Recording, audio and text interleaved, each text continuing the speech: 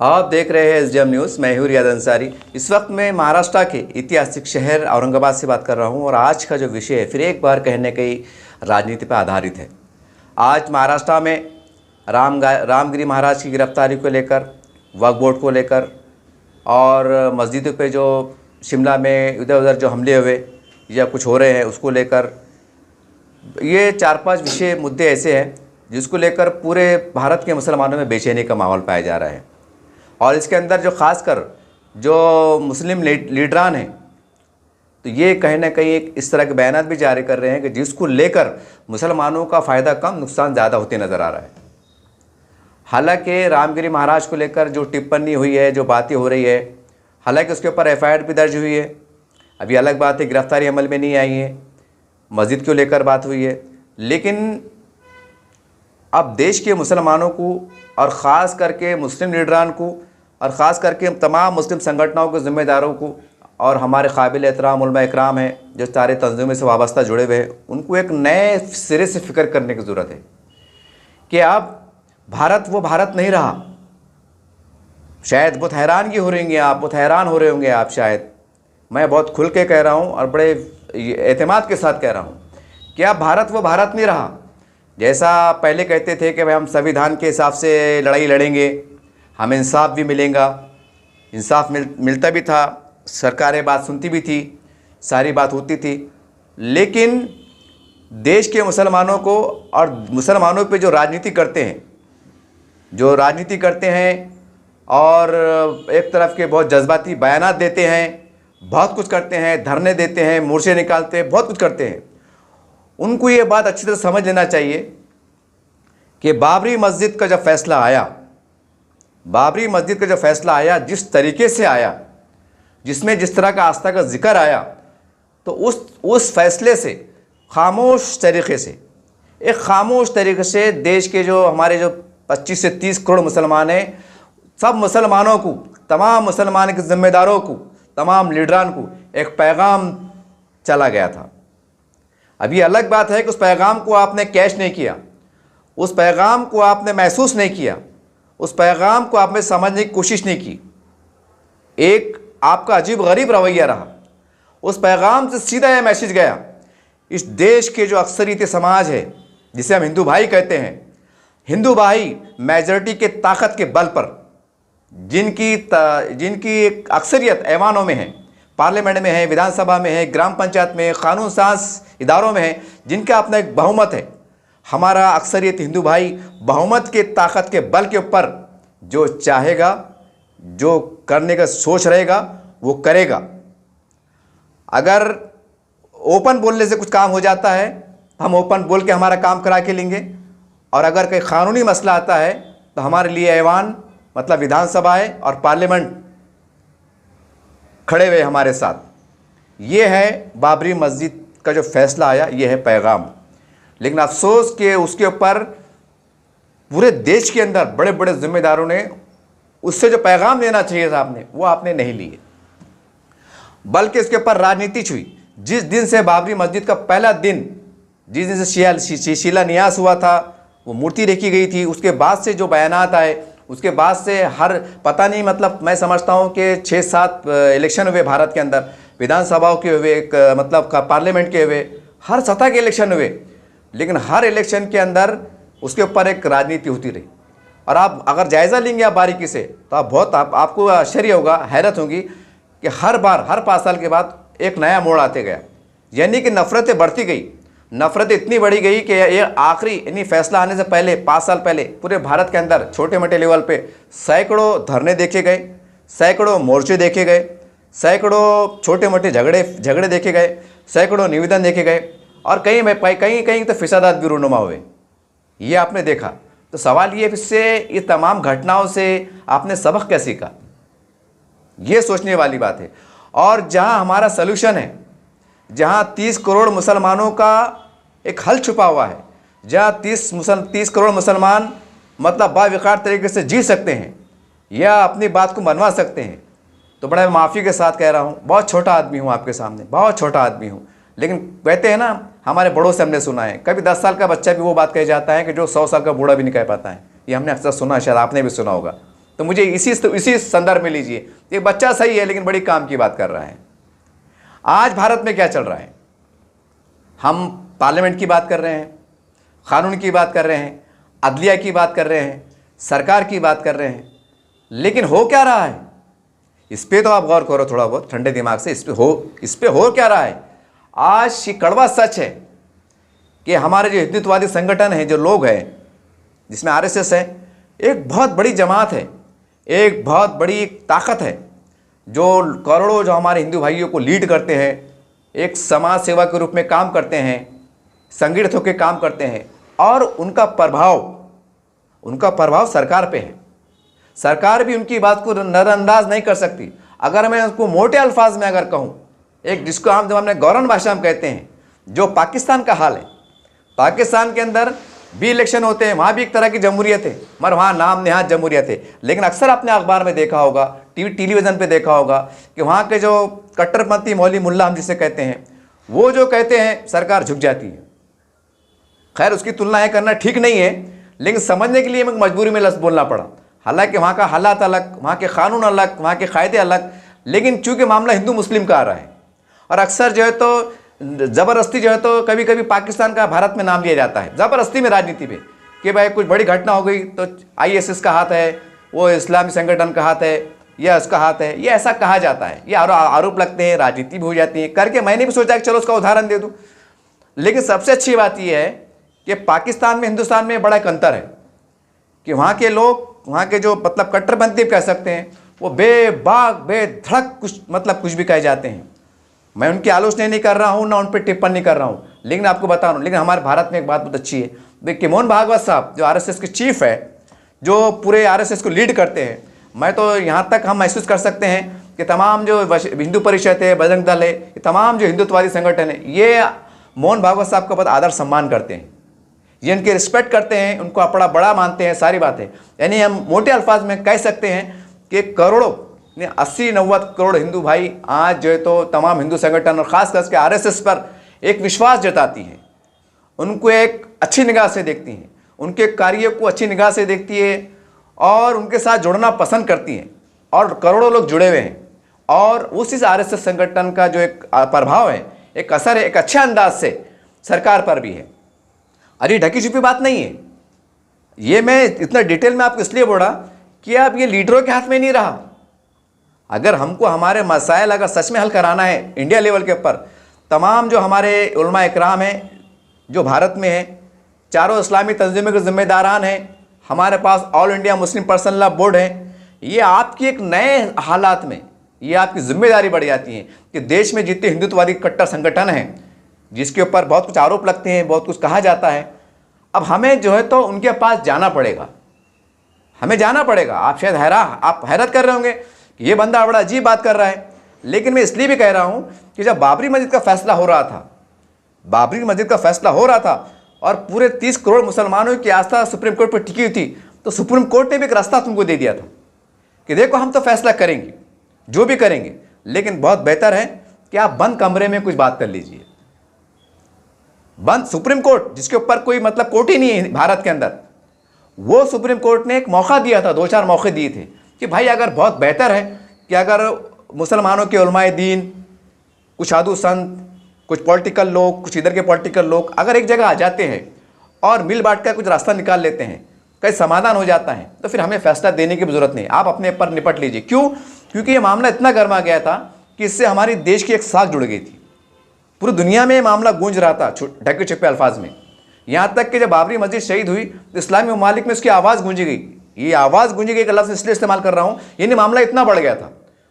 तो supreme court ने भी, क्योंकि सुप्रीम कोर्ट अपने आप में सुप्रीम रहता है, तो उन्होंने इसकी नज़ाकत को समझा और उन्होंने ये कहा क्योंकि हमारा मुल्क जमहूरियत है, यहाँ पर जो लोकशाही माध्यम से जनता जो फैसला करती है मतदान के ज़रिए से, या लाखों का धरना मोर्चा निकाल कर लोकशाही माध्यम से उसके ज़रिए से सरकार के सामने बात को रखते हैं, बात को मनवाते हैं। ये एक बहुत अलग अलग तरीके हैं, यानी कि बलबूते पे, आवाम की ताकत के बलबूते पे फैसले पलटे भी आ सकते हैं, फैसले ली भी आ सकते हैं, कानून पास भी हो सकते हैं, कानून रद्द भी हो सकते हैं।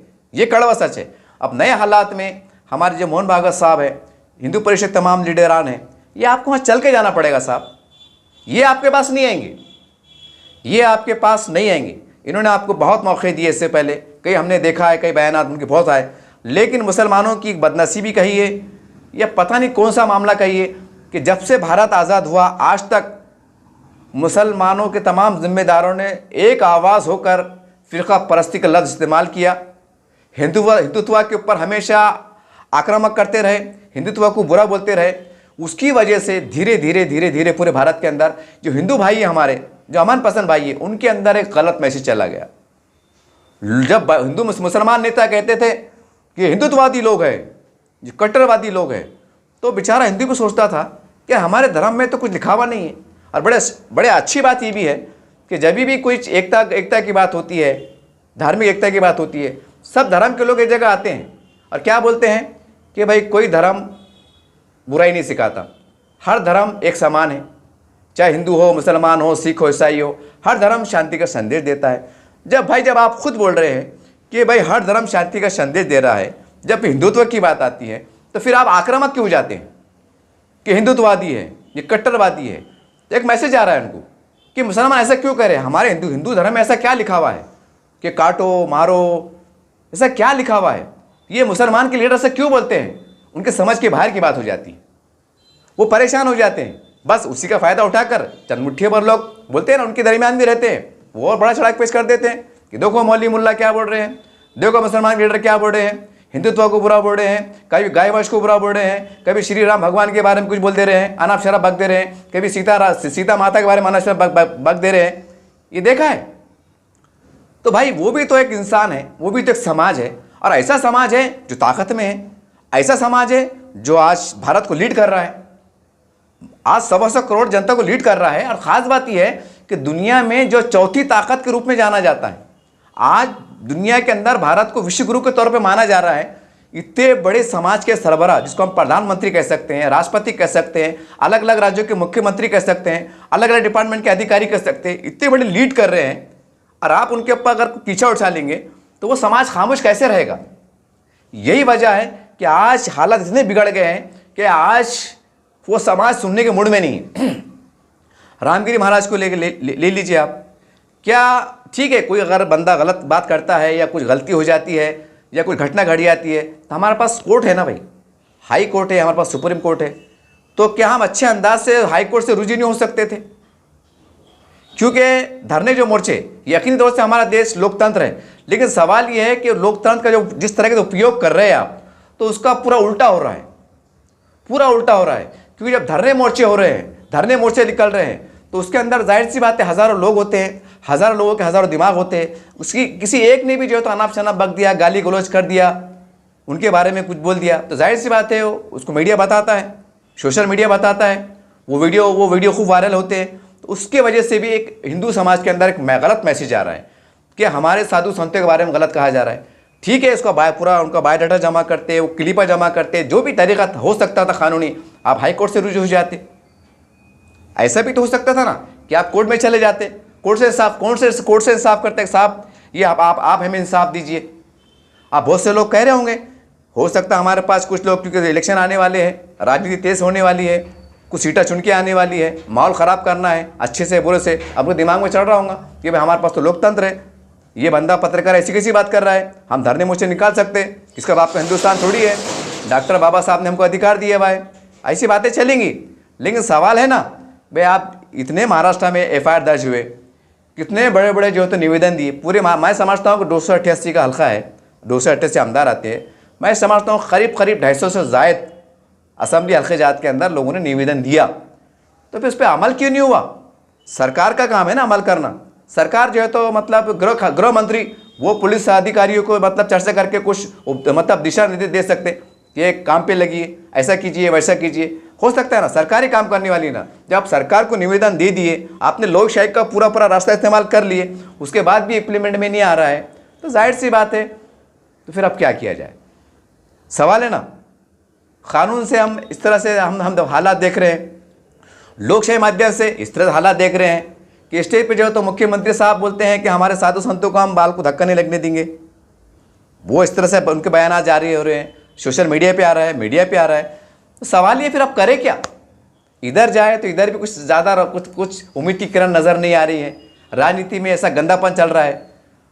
तो देखिए, ये समाज के जो सबसे बड़े लोग हैं, मैं बहुत खुल के कह रहा हूँ, जो समाज के बड़े लोग हैं, अब सबसे बड़े संगठन क्या है भारत के अंदर? वो आरएसएस है।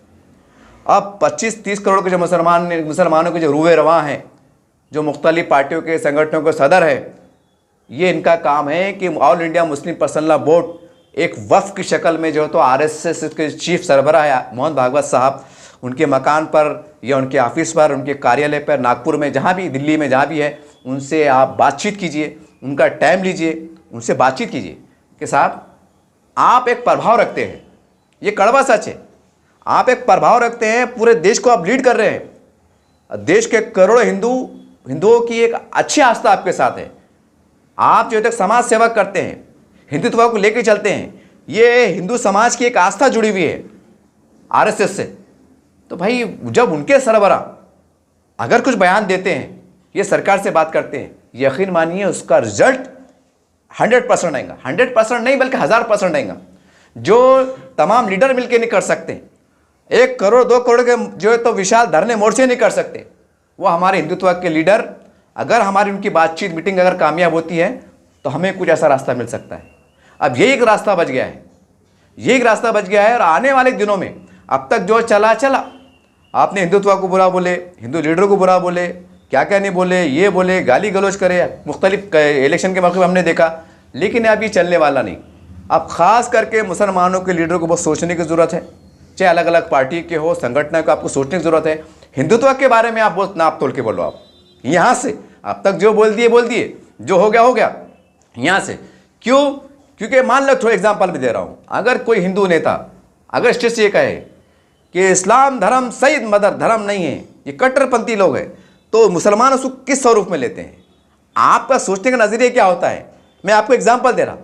आप बोलेंगे यार ये तो इस्लाम के खिलाफ बात हो रही है, मुसलमानों के खिलाफ बात हो रही है, सीधी सीधी बात है।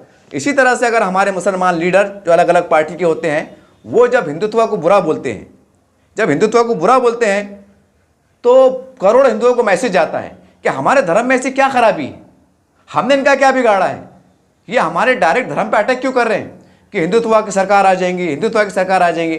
अब मुसलमानों को चाहिए कि खुल के बात करें। अब हमें ये देखना है कि हमें हिंदुत्व कौन सा चुनना है। अगर मैं महाराष्ट्र की बात करूं तो 2 हिंदुत्व काम कर रहे हैं। एक शिंदे सरकार का हिंदुत्व जो बहुत खुल के आक्रामक तौर पे काम कर रहा है, किस तरह से काम कर रहा है, बयानात कैसे आ रहे हैं, ये आप देख रहे हैं। उसकी ताज़ा मिसाल आप देख सकते हैं कि रामगिरी महाराज के स्टेज पे मुख्यमंत्री का मौजूद रहना और उनका बयान देना, ये एक हिंदुत्व की तस्वीर है जो महाराष्ट्र से उभर के आई है। एक हिंदुत्व उद्धव ठाकरे साहब का है, जो मुसलमानों को, बिछड़े को, सबको लेके चलने की बात कर रहे हैं। वो भी रामराज की बात कर रहे हैं, ये भी रामराज की बात कर रहे हैं। 2 शिवाजी महाराज के बारे में दोनों पार्टियां अपना अपना एक सोच पेश करती हैं।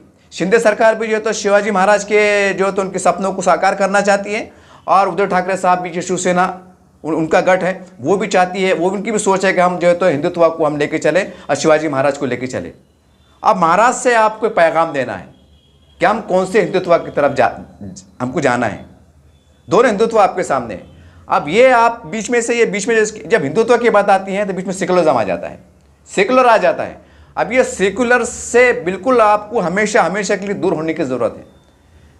ये बहुत इतना कड़वा सच बता रहा हूँ मैं कि शायद आपका दिमाग काम नहीं करे, ये आपको गुस्सा आ जाए कि यार बंदा अजीब बात कर रहा है, ये बुज़दिली की बात कर रहा है, कमतरी की बात कर रहा है, ये पागल तो नहीं हो गए? शायद आप पूछ लो करेंगे। लेकिन सवाल है ना, 77 साल होते हैं सेकुलरिज्म को मुसलमानों ने अपने खून से सींचा है। दंगे हुए, फसादात हुए, इंसाफ नहीं मिला, फिर भी सेकुलरिज्म के दामन को नहीं छोड़ा, फिर भी सेकुलरिज्म के दामन चुटके रहे, उनको इंसाफ नहीं मिला।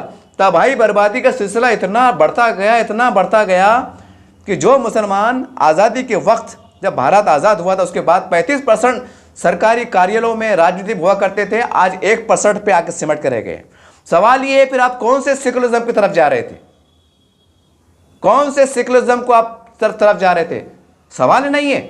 आप कह रहे हैं कि शायद नहीं भाई सेकुलरिज्म का रहना जरूरी है, तो 77 साल में ये मुसलमान 35% से 1% पे आए कैसा?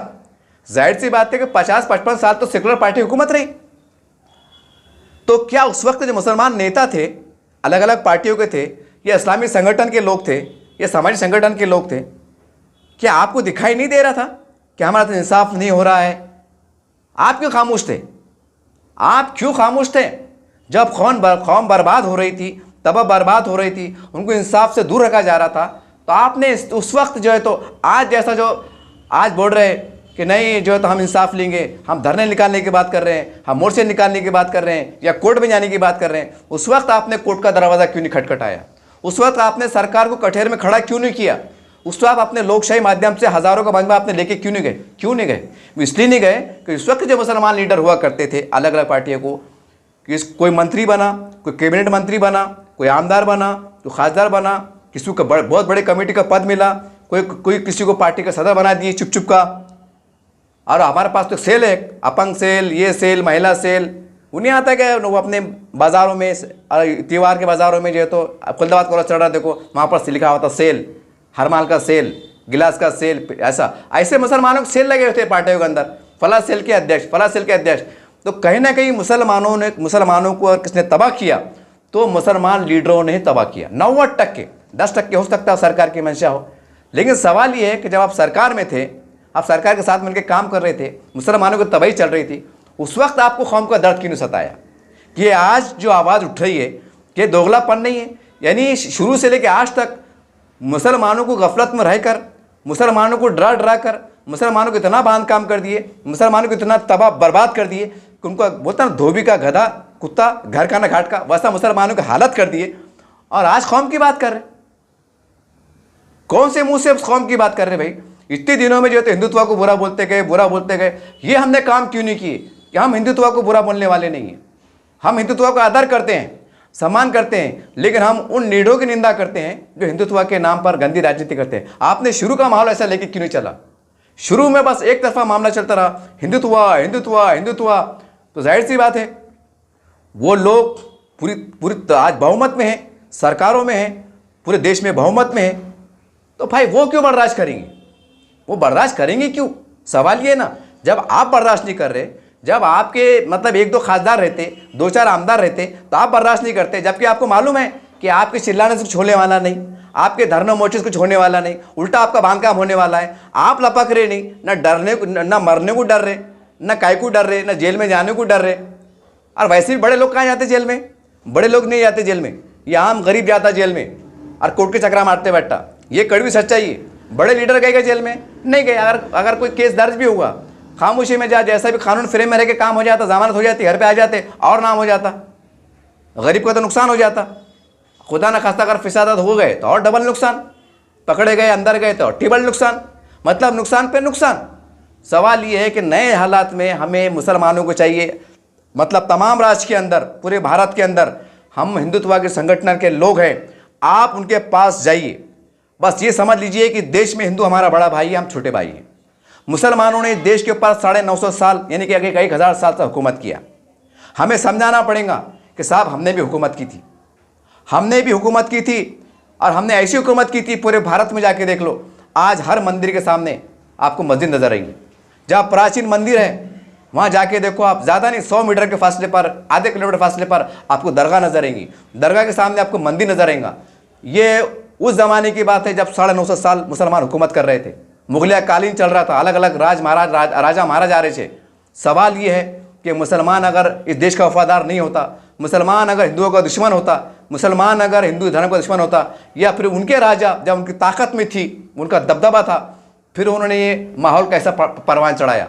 आज भारत के कई भागों में जाके देखो, हर मंदिर के सामने, जो प्राचीन मंदिर है उसके ठीक सामने आपको कोई दरगाह मिल जाएंगी, कोई आस्थाना मिल जाएगा, कोई मस्जिद मिल जाएंगी। सवाल ये है जब मुसलमानों का दौर था तो फिर मुसलमान जो राजा थे या उनके ज़माने के तहसीलदार थे, तो जाहिर से परमिशन तो ले रहे होंगे ना कि जाओ भाई मंदिर बनाओ, जाओ मस्जिद बनाओ, कुछ ना माहौल तो चल रहा होगा ना। तो उस वक्त ये ख्याल क्यों नहीं आया? सवाल नहीं है कि भाई मस्जिद से अजान की आवाज़ आएंगी तो आरती करने में खलल पैदा होगा, या मंदिर से भजन की कीर्तन की आवाज़ आएंगी तो मस्जिद में खलल होगा। उस वक्त फिर आपने क्यों नहीं सोचा? अगर सच मानो में अगर हमारा भारत अगर हिंदू मुस्लिम एकता का लम्बादार था, हिंदू मुस्लिम अगर एकता थी, तो मैं विश्वास से कह सकता हूँ इतिहास के हवाले से कि जो मुग़ल कालीन दौर था, जो पुराना दौर था, वो हमारा सच में हिंदू मुस्लिम एकता का दौर था। ठीक है, कुछ घटनाएं घटी होंगी, कुछ नाइंसाफ़ियाँ हो सकती होंगी, क्योंकि देश बहुत बड़ा है, ज़रूर नहीं कि कहीं ना कहीं हर जगह अच्छा काम चले, कुछ गलतियां भी होंगी, इसमें भी कोई शक नहीं है, लेकिन मजमूई तौर से 95-96% हम कह सकते हैं विश्वास के साथ कि मुसलमानों ने हिंदुओं को लेके चला, उनको अपने साथ में मिला के लेके चला। तो सवाल ये है कि जैसा मुसलमान मुसलमान राजा महाराजा भारत में आए थे, उन्होंने हुकूमत की, तो यहाँ के हिंदुओं ने उनको सर पे बिठाया, यहाँ के हिंदुओं ने सर पे बिठाया, उनको लेके चला। अब सवाल ये एक नए स्वरूप में, नए हालात में और नई लोकशाही माध्यम से भारत के अंदर आज अगर हिंदू बहुमत में है, आप मुसलमान अल्पमत में हैं, आप माइनॉरिटी में हैं, तो आपका काम बनता है कि अच्छे अंदाज से आप उनको भी आगे बढ़ाइए, हिंदू को आगे बढ़ाइए। अगर वो धार्मिक बात करते हैं, हिंदुत्व की बात करते हैं, तो उसके अंदर ये ज़रूर मेंशन कीजिए कि हमको राम राज से इनकार नहीं है, लेकिन सवाल ये है कि आप ये तो बता दीजिए कि राम राज कैसा होगा, मुसलमानों को इंसाफ कैसे मिलेगा, मुसलमानों का स्थान कहाँ रहेगा, हमारे हुकूक क्या रहेंगे, हमारे साथ इंसाफ किस तरह से होगा, ये तो बात कीजिए। जैसा हिंदू देश आज़ाद हो रहा था, तो देश का पिछड़ा जाति समाज, जो हम दलित समाज कह सकते हैं, आदिवासी कह सकते हैं, तो आदरणीय डॉक्टर बाबा साहब अम्बेडकर ने चर्चा की, बात की कि भाई देश तो आज़ाद हो रहा है, लेकिन हम कहाँ रहेंगे, कि हम वही गुलामी में रहेंगे, कि हमारे पीछे झाड़ू बंधी रहेंगी, क्या हम गांव से बाहर रहेंगे, क्या हमें धिक्कारा जाएगा। उन्होंने एक आक्रामक तौर पर एक बहुत बड़ा कदम उठाया, और ऐसा कदम उठाया कि संविधान में मेंशन किया। आज उसी का नतीजा है कि आज हमारा दलित समाज, आदिवासी समाज जो थे एक इंसाफ पा रहा है, आज गर्व के साथ खाते से खाता मिला के चल रहा है, देश को सेवाएं दे रहा है, देश को नेतृत्व दे रहा है। ये कड़वा सच है। तो हमें नए हालात के अंदर तमाम जो हिंदुत्ववादी लीडर है, हमें उनसे रिश्ते बनाने होंगे, हमें रिश्ते बनाने होंगे। आप ये दिमाग से निकाल दीजिए कि पार्लियामेंट किस काम की है, अब ये दिमाग से आपके दिमाग में आ रहा होगा पार्लियामेंट किस काम की, फिर विधानसभा किस काम की है। जब मसले हल हो जा रहे हैं, तो फिर ये चुनाव क्यों, पार्लियामेंट क्यों, लीडरशिप क्यों, शायद आपके जहन में आ रहा होगा, लेकिन ये बहुत कड़ू कसीली बातें हैं, ये आपको सोचना पड़ेगा। मैं तमाम देश के जो बड़े बड़े मुसलमान लीडर हैं अलग अलग पार्टियों के, और हमारे चारों तंजीमें के, इस्लामी तंजीमों के तमाम सरबराह है, और उनसे जुड़े हुए जो मुसलमान उलमा इकराम है, काबिल एहतराम, उनसे सवाल करता हूँ, बड़ा अदब एहतराम सवाल करना चाहता हूँ कि बताइए आरएसएस में मोहन भागवत साहब का क्या रोल है, उनकी अहमियत क्या है। आपको जवाब मिलेगा अगर आप सही एंगल से उनके बारे में सोचेंगे, उनके बारे में रोशनी डालेंगे, तो आपको जो मैं तमाम बातें किया हूँ ना, इतनी लंबी चौड़े भाषण के तौर पर, इसका जवाब मिल जाएगा। क्या ये वो लोग हैं जो अपना एक ताकत रखते हैं, जो अपना एक असर रखते हैं, और ये मामूली लोग नहीं है, ये बहुत बड़े लोग हैं। सरकार भी इनका आदर करती है, ये सरकार का आदर करते हैं, ये देश को लीड कर रहे हैं, ये इतने बड़े लोग हैं। अब सवाल ये है, जब दो बोलते हैं ना, दो का झगड़ा होता है, तो क्या होता है, या तो लोग पुलिस में चले जाते हैं, पुलिस में जाने के बाद मामला अगर बड़ा हुआ है तो फिर लोग कोर्ट में जाते हैं। यानी मतलब ये है कि जब दो लोग झगड़े कर रहे हैं, चाहे आपस में बोलो या हिंदू मुसलमान बोलो, तो क्या होता है, एक तीसरा बंदा बीच में आता है, वो उनकी मध्यस्थता कराता है कि भाई तुम लड़ क्यों रहे हो, तुम्हारा मुद्दा क्या है। वो जो भी सिचुएशन के हिसाब से जो है तो झगड़ा मिटाने की कोशिश करता है। बस यही हाल आज देश में चल रहा है। एक तरफ 30 करोड़ मुसलमान हैं, एक तरफ 100 करोड़ लोग हैं, और नफरत की खाई बढ़ती जा रही है, झगड़े विवाद बढ़ते जा रहे हैं। अरे खुलेआम कभी सोचा था कि मस्जिद पे हमले हो रहे हैं, भले गैर कानूनी है, भले ये है, अजीब गरीब सूरत हाल बन के आई है। सवाल ये है ना कि जो आवाम जो रोड पे आ रही है, अरे वो आवाम है, वो आवाम, वो सादे आवाम है। किसकी मोबाइल की दुकान होंगी, किसकी कपड़े की दुकान होंगी, किसकी पंचर की दुकान होंगी, कोई होटल का मालिक होगा, छोटे मोटे व्यवसाय कार होगा। ये ऐसे लोग हैं। ये लोग जब आ रहे हैं, अब सवाल तो आता ना, इनको लीड कौन कर रहा, इनको लीड कौन कर रहा। जाहिर सी बात है, अगर आप बोलेंगे उनके लीडर लीड कर रहे, तो उनके लीडर किससे दबते हैं, उनके लीडर किसकी बात को मानते हैं। वो जिसकी बात को मानते हैं, हमें वो रास्ता तलाशना होगा, उन तक पहुंचना होगा, और खुद होके जाना पड़ेगा कि साहब हम इसी देश के मिट्टी में जन्मे हैं, पले हैं, हमें यहीं जीना है, हमें यहीं मरना है, हमें यहीं गढ़ना है। अगर आप मुसलमान हैं तो आपको आरती चिता जला के, मतलब जो भी आपके हिंदू धर्म के हिसाब से आपका कार्यक्रम किया जाएगा। अगर हम मुसलमान हैं तो हमें 3x6 का गड़ा खोद के खबर की शक्ल में हमको दफना दिया जाएगा। यानी हमें भारत में ही जीना है, भारत में मरना है। तो आइए हम भारत को एक अच्छा निर्माण देते हैं, आइए हम भारत को ऊंचाई पे ले जाते हैं। जैसा पहले ज़माने में, ये जब सोचने वाली बात है कि अंग्रेज़ के ज़माने में, मुग़ल के ज़माने में हमारा देश सोने की चिड़िया हुआ करता था, तो आखिर आज क्या बात है कि हमारा देश चांद पे चला गया है, और आज हमारे पास गरीबी की मार है। हमारा देश चांद पे चला गया है, हमारे पास नफरत की मार है। हमारा देश चांद पे चला गया है, और हम हिंदू मुसलमान पे लड़ते हुए नजर आ रहे हैं। क्यों हो रहा है ऐसा, क्या बात है, क्यों? तो हमें सोचना पड़ेगा। और कहने की ये बात भी सोचने की नोटिस में लेने की ज़रूरत है कि हालिया दिनों में बांग्लादेश में वाक़यात घटे, वहाँ पर चंद हिंदू कम्युनिटी पे हमले हुए, चंद मंदिर पे हमले हुए, उसके वीडियो बहुत वायरल हुए। लेकिन वो वीडियो भी वायरल हुए कि मुसलमानों ने मंदिरों की हिफाजत की, मुसलमानों ने हिंदू भाइयों को पनाह दी, उनकी जान को बचाया, ये वीडियो भी वायरल हुए। लेकिन चंद बोलते हैं ना, हर समाज में चंद मुट्ठी भर लोग होते हैं। तो हमें बाहर के जो वाक़यात हो रहे हैं, चाहे पाकिस्तान हो या बांग्लादेश हो, वहाँ के असरात भी यहाँ पड़ते हैं। ये हमारी बदनसीबी है, ये हमारी बदनसीबी है। बोलते हैं ना, खाया पिया कुछ नहीं, गिलास फोड़ा बाराना। अगर बाहर देश में कुछ हो जाता है तो भुगतना मुसलमानों को पड़ता है। इसलिए पड़ता है कि बांग्लादेश एक ज़माने में अखंड भारत का अंग हुआ करता था, इसलिए भुगतना पड़ता है कि पाकिस्तान भी भारत का अंग हुआ करता था और तकसीम हुई। जब तकसीम हिंदू मुसलमान को लेकर हुई तो भुगतना तो है साहब। लेकिन ये भी एक अच्छी बात है कि हिंदुस्तान के मुसलमानों ने यहाँ के सरजमीन को चूमा, यहाँ के सरजमीन को पसंद किया, इसको अपना वतन बनाना पसंद किया, यहाँ जीना मरना पसंद किया, इसको अपना वतन बनाया। यहाँ पर हज़ारों सैकड़ों बुज़ुर्ग जिनके आस्थाने मज़ारा थे, उनसे जुड़े रहे, उनसे वाबस्तगी रही। ये एक बड़ी खुशकिस्मती की बात है, बड़े आलास की बात है, इस पर हम क्या कहें। लेकिन मैं इतना ज़रूर कहूँगा कि नए सिरे से जो हमारे देश के साधु संत हैं, इनकी भी काउंसिल होती है, इनकी एक संगठना होती है। हमें चाहिए कि हम इनके टच में रहें, इनके लगातार टच में रहे। खाली रिवायतन नहीं कि दिवाली आ गई, 4 मौलाना उधर से आ गए, 4 साधु इधर से आ गए, तुमने गले का हार डाल दिए, तुमने पेड़ा खा लिए, तुम उधर चले जाओ, हम इधर चले जाते हैं। ये चला, ये भी चला। देश ने ये भी देखा कि कोई सम्मेलन होते हैं, दिल्ली में होते हैं, बम्बई में होते हैं, लेकिन नहीं, हमें टच में रहना पड़ेगा। और हमें ये ऐसा टच में रहना पड़ेगा और ये अज़ाइम के साथ जुड़ना पड़ेगा कि साधु जी, साधु महाराज जी, कि हम आपके साथ, हम ये भारत के अंदर हम हमेशा के लिए शांति की स्थापना चाहते हैं। हम चाहते हैं भारत में कहीं दंगा ना हो, कहीं हिंदू मुस्लिम का विवाद ना हो। इसलिए हम एक मिल के काम करना चाहते हैं, क्योंकि हिंदू कम्युनिटी आपको ऊपर विश्वास जताती है। अगर कोई बड़े साधु संत का बयान आता है तो हिंदू लोग, अब ज़्यादा दूर कहीं को रामगिरी महाराज की बात ले लो, जिसका विवाद बहुत चल रहा है देश के अंदर। रामगिरी महाराज कौन है, क्या आपने पता है? ये रामगिरी महाराज को मैंने उनके इंटरव्यू में पढ़ा था और उसको कह रहा था कि करीब उनका जो कार्यक्रम चला, हफ्ते भर का जो भी कार्यक्रम रहता है, 1 करोड़ से ज़्यादा लोग श्रद्धालु उनके आश्रम में आके गए, मतलब उनके कार्यक्रम में आके गए। 1 करोड़ से ज़्यादा लोग आके गए। अब जिसके पीछे 1 करोड़ लोग हैं, अब अंदाज़ा लगा लीजिए। और एक घर में 5-6 लोग होते हैं और संगठित लोग जुड़े होते हैं, यानी करोड़ों लोग उनको मानते हैं, उनका आदर करते हैं, सम्मान करते हैं। अब जाहिर सी बात है कि जब रामगिरी महाराज के बारे में ऐसा कहा जाएगा, गाली गलौज की जाएगी या उनको अपमानजनक भाषा का इस्तेमाल किया जाएगा, तो हिंदू धर्म पे सीधा गलत मैसेज चला जाएगा कि हमारे साधु धर्मों को बुरा क्यों बोला जा रहा है, साधु संतों को बुरा क्यों बोला जा रहा है। ये इनके दिमाग में आएगा साहब। ये मत सोचिए। अब आप बहुत से मंतक लड़ा रहे होंगे, अरे तुमको क्या मालूम, तुम क्या मुसलमान नहीं है क्या, तुमको नहीं मालूम कि उन्होंने क्या बोले थे, क्या सुने थे। अरे सारी बात है। अरे भाई मैं आपको सवाल करूँ हिंदुत्व के बारे में कि रामायण के बारे में ऐसा लिखा हुआ है, तो आप बोलेंगे सर खुजेंगे, क्योंकि आपको खुद नहीं मालूम ना रामायण में, गीता में वो कहाँ लिखा हुआ है, कैसे लिखा हुआ है। कोई अगर सवाल आ जाए, क्योंकि हमको धर्म का ज्ञान नहीं है, मालूमात नहीं है, तो जाहिर सी बात है कि हम कन्फ्यूज़ हो जाएंगे।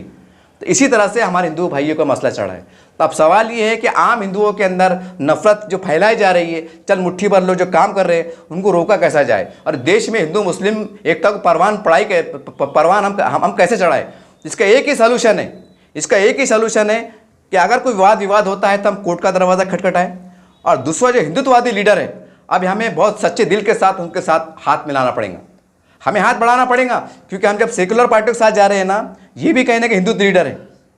ये मत सोचिए आप, ये जो भी सेकुलर, चाहे राष्ट्रवादी हो, कांग्रेस हो, सेना हो, जितने भी हिंदू लीडर हैं यहाँ के, जो जुड़े हुए लोग हैं, तो याद रखिए ये भी उतना हिंदुत्व को प्यार करते हैं जितना वो लोग प्यार करते हैं।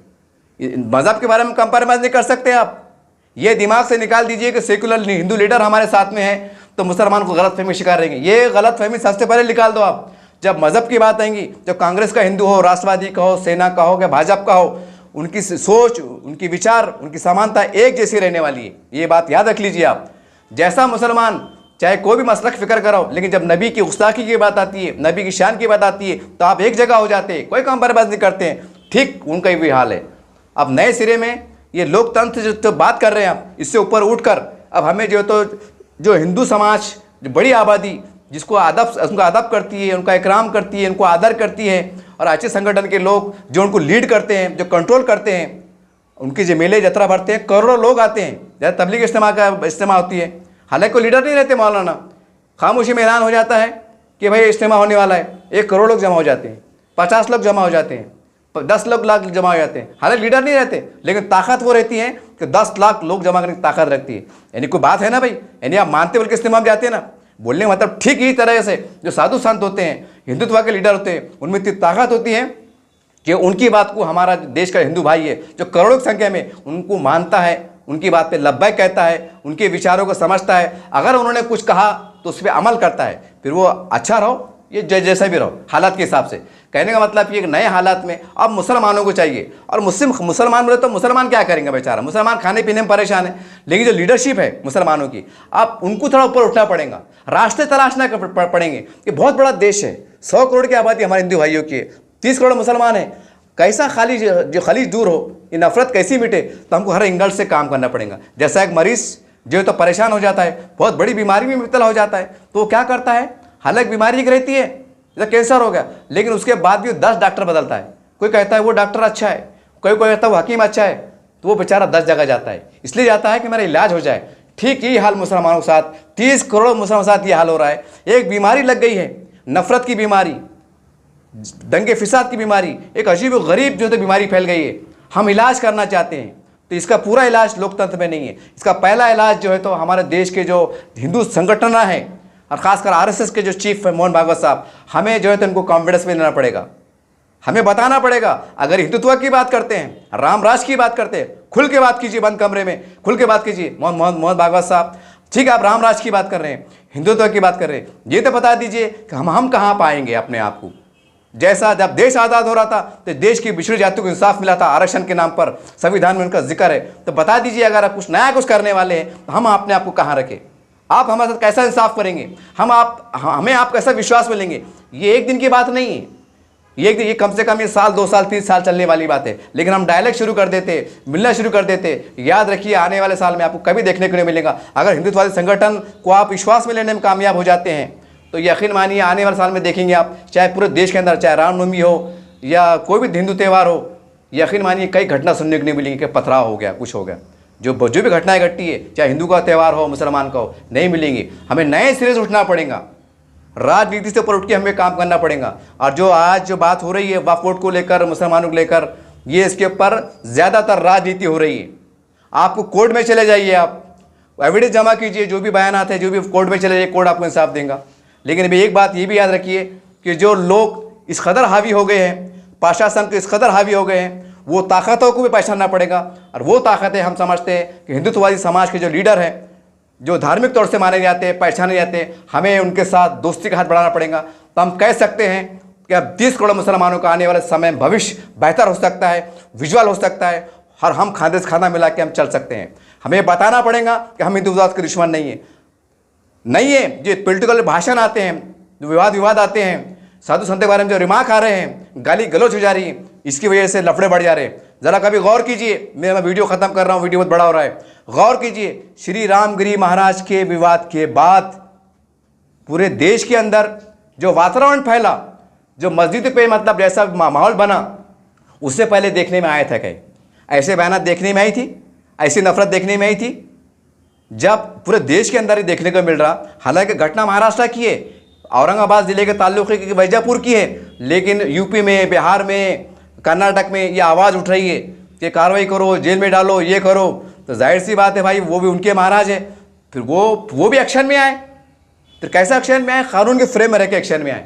उसके बाद की घटना है ना, ज़रा ठंडा पानी पीजिए, एक अदरक की चाय पीजिए, और गौर कीजिए कि देश में जो हालात जो बने, श्री रामगिरी महाराज के जो विवाद के पहले देश का वातावरण कैसा था, उसके बाद का वातावरण हुआ कैसा हुआ, इसका मुआयना कीजिए, इस पर गौर फिक्र कीजिए, और नस को पहचानिए। जैसा हकीम क्या करता है, इलाज करने नस को देखता है, ऐसे नस को पकड़ना पड़ेगा।